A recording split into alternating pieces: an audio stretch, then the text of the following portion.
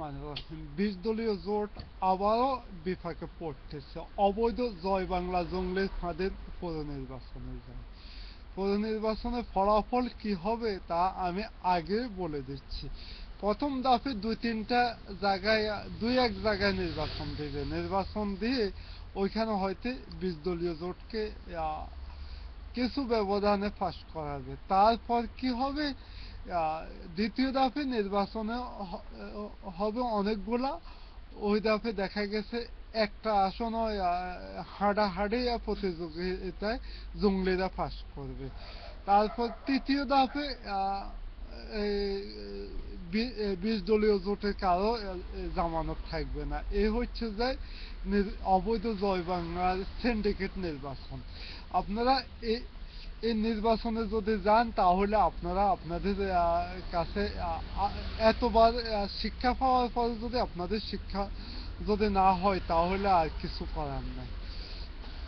আপনাদেরকে এখন মহাবিপ্লবের জন্য প্রস্তুত হইতে হবে। আপনারা মনে রাখতে হবে স্বাধীনতা যুদ্ধে শহরের থেকে গ্রামবাসী বেশি ভূমিকা রেখেছে। যার যে অবস্থান থেকে আছে ওই অবস্থান থেকে জঙ্গলিদেরকে বিচার আওতায় যদি আনতে পারেন, একদিনের মাঝে দেশে গণতন্ত্র এমনকি দেশের সার্বভৌমত্ব সবকিছু রক্ষা করতে পারবেন। আজকে গোপালগঞ্জ বাহিনী ইন্ডিয়ান বাহিনী, বাংলাদেশের সশস্ত্র জঙ্গলি বাহিনী হচ্ছে এটা বিভিন্নভাবে প্রমাণিত। এমনকি সবকিছু আপনারা দেখতেছেন। আপনারা তো অনেক কিছু তাদের অবৈধ নির্বাচনের চিত্র বিশ্বজুড়ে তুলে ধরেছেন।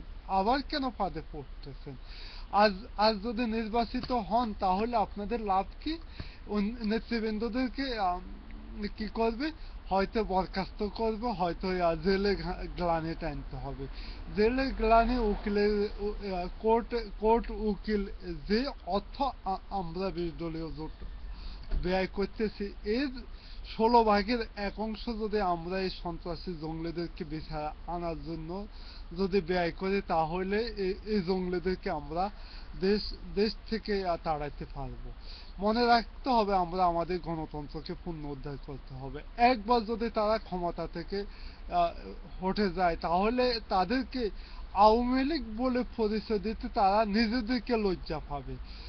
মনে করবে যে আওয়ামী লীগ এমন একটা শব্দ, জঙ্গলি, ডাকাত বা এরকম খারাপ একটি নাম, এরকম কিছু প্রমাণিত হয়ে যাবে একবার তারা ক্ষমতা থেকে হটে দাঁড়াইলে। ওরকম ক্ষমতা থেকে তাদেরকে হটাইতে হলে আপনাদেরকে কঠোর ব্যবস্থা নিতে হবে। এখন দেখুন তাদের প্রতিটা জঙ্গলে এখন কিন্তু বিদেশে ভিসা লাগিয়ে রাখছে, যে কোনো মুহূর্তে তারা বিদেশে পাড়ি দেবে। এই আর কি। তারা তাদের মাঝে যারা চালাক কিন্তু তারা অনেকজন এখনো বেশি লোভী না, তারা কিন্তু অনেকজন পালাই গেছে। এখন আপনারা দেশ এবং জাতির স্বার্থে একবার মহাবিপ্লবের জন্য প্রস্তুত হন।